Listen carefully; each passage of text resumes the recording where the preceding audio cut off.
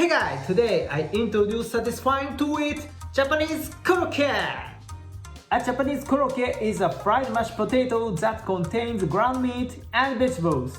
In Japan, it's a dish that everyone loves it from children to adults. You can add cheese or make it curry flavor or whatever you like, but this time I would like to make the traditional Japanese croquette. So let's make it together!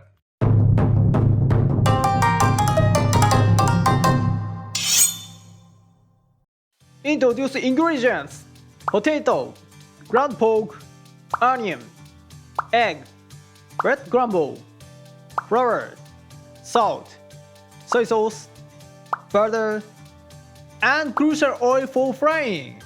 Now let's make delicious Japanese croquettes.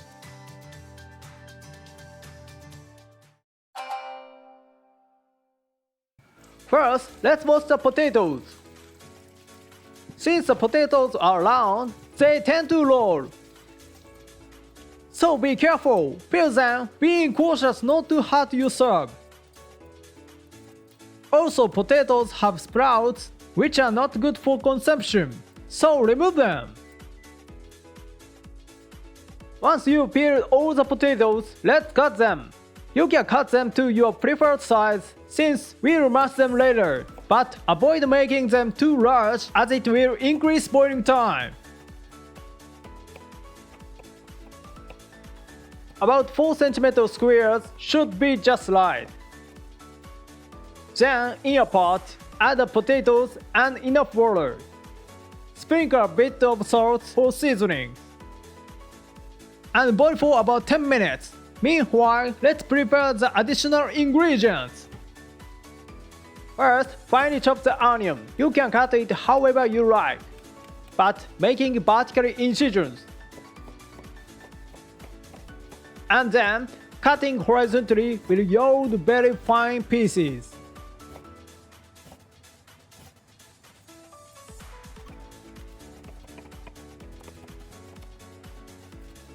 Now let's saute the chopped onion. In a frying pan, spread 1 teaspoon of oil and saute the onion.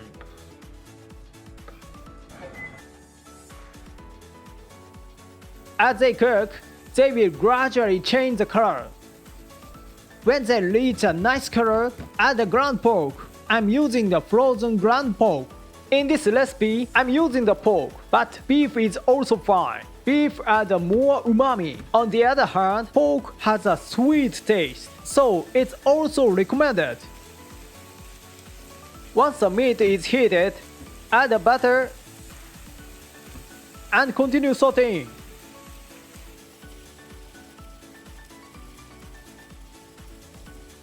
When the entire mixture is cooked, you can stop the heat and let it cool for a bit. Now let's check the status of the boiling potatoes. Once the chops go through without resistance and the potato easily crumble, they are ready. Drain the water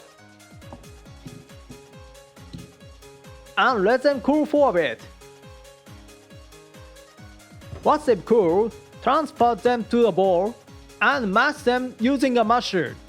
Think of it like making a mashed potatoes. Once it's mashed to a certain extent, add the sauteed ingredients. Mix everything slowly to create a uniform texture. If you have an equal amount of potatoes and meat, it makes flavorful croquettes. Now here's an important point. Season it with the soy sauce. Adding soy sauce not only adds saltiness, but also imparts the flavorful Japanese umami. However, if you add too much, there's a risk of it falling apart during frying.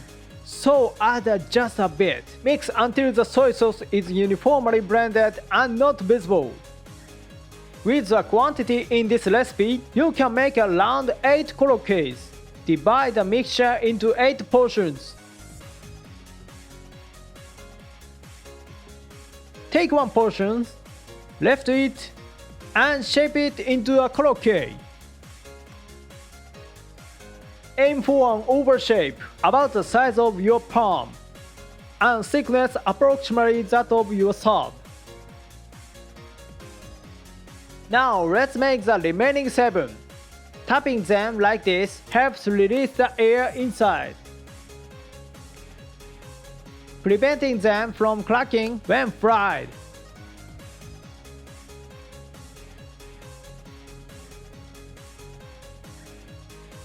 We've completed all 8. I will use them immediately, but if you cover them plastic wrap and refrigerate over 1 hour, they will firm up a bit, making them less prone to the breaking during the next steps. Now let's prepare the coating. Crack the egg and beat it slowly until you can't see the egg white anymore.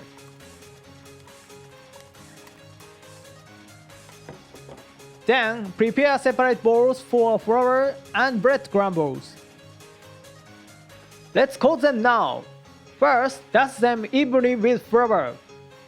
If there's excess flour, tap gently to remove some.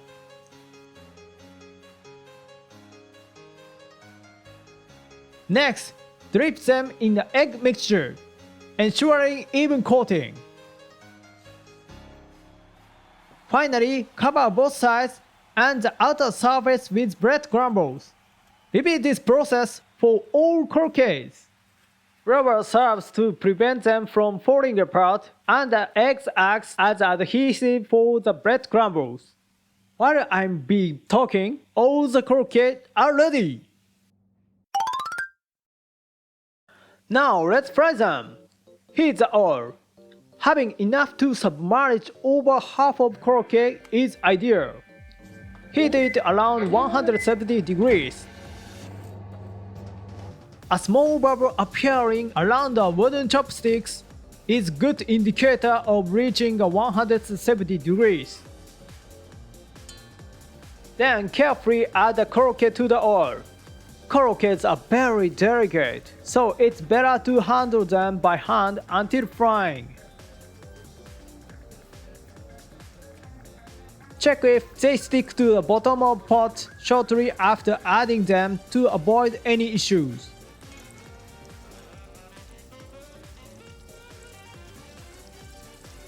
After frying for about 2 to 3 minutes, flip them. Look at the beautiful color of these croquettes. Simply perfect!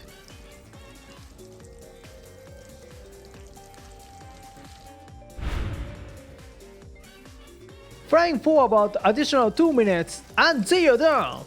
Let's take them out. Tongs can make this process easier.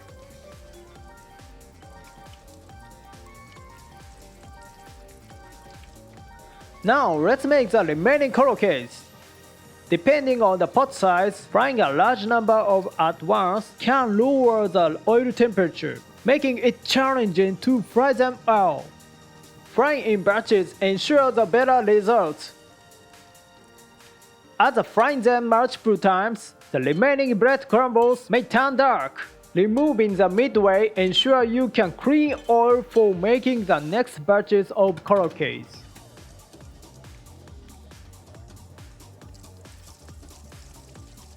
Alright, we've finished frying all the croquettes. Listen to that crispy coating. Finish!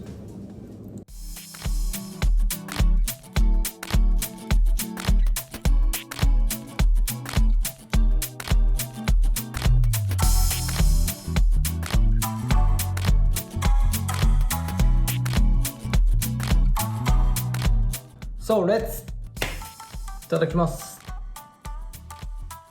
Today, let's enjoy it miso soup with spinach and daikon radish, a perfect match for the Japanese croquettes. Here are the ingredients for miso soup. Now, let's dig into the croquettes. Western shea sauce is recommended for the croquettes. Of course, ketchup is delicious too. Now, let's enjoy them with rice.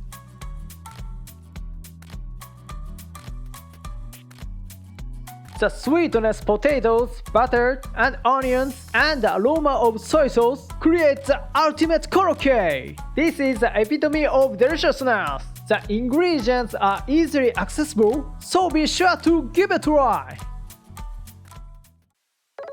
Thank you for watching until the end. I'll introduce Japanese cuisine. Please subscribe this channel so you don't miss it.